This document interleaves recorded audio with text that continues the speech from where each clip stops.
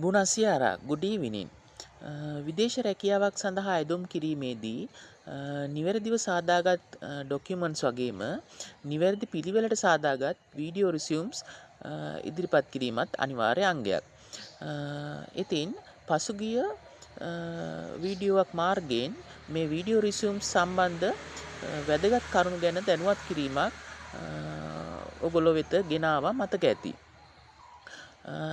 ඒකේ ඉදිරි පියවරක් විදිහට self introductory වීඩියෝ එකක් අපි කොහොමද අඩු කාලයකදී නිවැරදි පිළිවෙලට පටිගත කරගෙන ඔයාගේ එම්ප්ලොයිට ඉදිරිපත් කරන්නේ කියන එක ගැන දැනුවත් කිරීමට තමයි අද මේ වීඩියෝ එක ඔයාලා වෙත අරන් එන්නේ.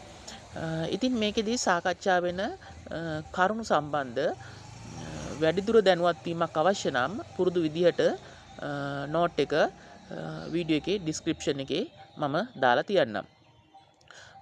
මේ self introductory වීඩියෝ එකක් කියන්නේ මොකක්ද? මේකේ මොකක්ද බලාපොරොත්තු වෙන්නේ ඔයාගේ එම්ප්ලොයර්?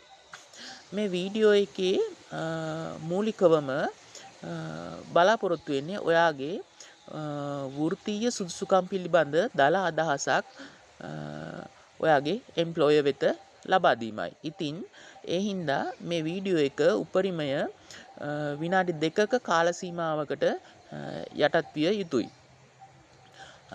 මේකෙදී වීඩියෝ ආරම්භයේදී ඔයාට පුළුවන් රුමේනියානු භාෂාවේ සුබ පැතීමේ වචන එක් කරමින් වීඩියෝ ආරම්භ කරන්න. මොකද ජොබ් වේකන්සි වලට අයදුම් කරන සියලු දෙනාම සුබ පැතීම් එක් කරන්නේ ඉංග්‍රීසි භාෂාවෙන්. ඉතින් ඒ අතරින් ඔයාට පුළුවන් සුවිශේෂී පුද්ගලයෙක් විදිහට රුමේනියානු භාෂාවේ වචන කිහිපයක් එක් කරමින් වීඩියෝ ආරම්භ කරන්න. එවිට මේක නරඹන ඔයාගේ එම්ප්ලොයර් විසින් නිරායාසයෙන්ම ඔයා වෙත වීඩියෝ පුරාවට ඔහුගේ අවධානය යොමු කරනවා. කොහොමද අපි එහෙමනම් වීඩියෝ එක ආරම්භ කරන්නේ? ඔයාට පුළුවන් මුලින්ම සඳහන් කරන්න Buna dimineata domnule. Good morning sir. එහෙම නැත්නම් Buna dimineata doamnă. Good morning madam. අන්න ඒ වගේ. ඊළඟට ඔයාට පුළුවන් සඳහන් කරන්න ඔයාගේ නම සහ ඔයා ජීවත් වන ප්‍රදේශය. I am Saman Kumara from Badulle, Srilanka.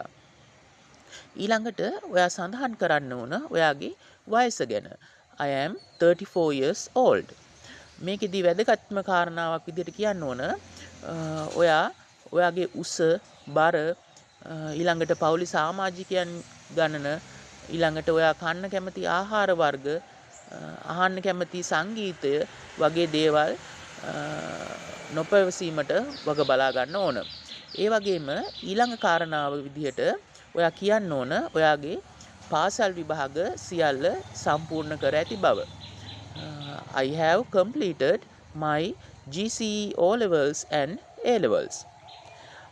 ඊළඟ කරුණ විදිහට ඔයා සඳහන් කරන්න ඕන පාසල් අධ්‍යාපනයෙන් පසු ඔයා කිසියම් වෘත්තීය අධ්‍යාපනයක් ලබා තියෙනවා නම් අන්න ඒ ගැන සඳහන් කරන්න අවශ්‍ය වෙනවා.